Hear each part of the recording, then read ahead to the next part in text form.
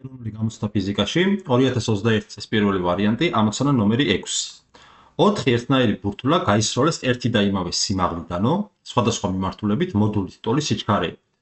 რომელი ბურთულას ექნება ყველაზე მეტი კინეტიკური ენერგია ჰორიზონტალურ ზედაპირზე დაცემისასო, ამასთან გვეუბნებიან, რომ ჰაერის წინააღმდეგობის ძალა შეგვიძლია არ გავითვალისწინოთ. ხო, ახლა გამომდინარე იქიდან, რომ ჰაერის წინააღმდეგობის ძალა არ ვითვალისწინებთ, ამიტომ გვისრულდება ჩვენ სრული მექანიკური ენერგიის შენახვის კანონი, კერძოდ, მოდით ჩავწეროთ თავიდან სრული მექანიკური ენერგია რის ტოლი იქნება, ეს სრული თავიდან ტოლი იქნება, თითოეულის სიჩქარის მოდული არის ვესტოლი, ხო? ანუ სულ ყველას კინეტიკური ენერგია შესაბამისად გასროლის მომენტში არის mv კვადრატ ნახევარი და სულ ყველა არის ეს 4-ვე ბურთულა ერთ სიმაღლეზე დამატებული mgh.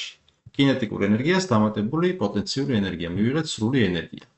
და ეს სრული ენერგიის შენახვა უნდა გქონდეს, ეს სრული ენერგია ისე უნდა გვინახებოდეს, როცა ბურთულები დაეცნენ. აი ამ წერტილებში როცა დაეცნენ ეს ჩვენი ბურთულები, ну ეს ცოტა სხვაგან დაეცემოდა, განაწილება რა თქმა უნდა სხვადასხვა იქნება, და ესე ავიოთ ცოტა, ეს ისევ აქ დაეცემოდა, ეს ცოტა აქეთ დაეცემოდა, ხო, აი ესეთი განაწილება გვექნება.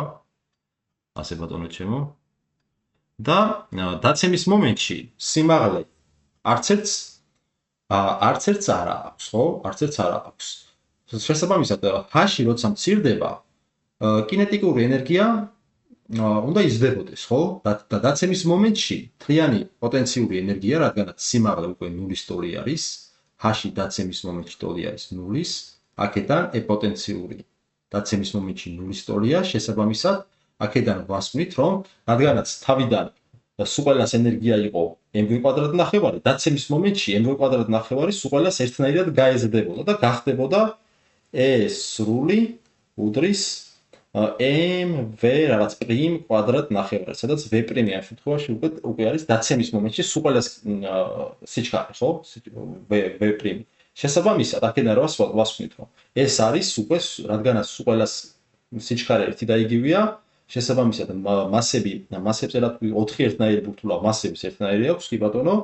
ანუ გამოვდის, რომ აი ეს ენერგია დაცემის მომენტში წარმოადგენს სულ ყველას კინეტიკურ ენერგიას, ხო? რადგან პოტენციური აღარ აქვს. შესაბამისად, კინეტიკური ენერგია დაცემის მომენტში 4-ვე სხეულს ტოლი ექნება. პასუხი E.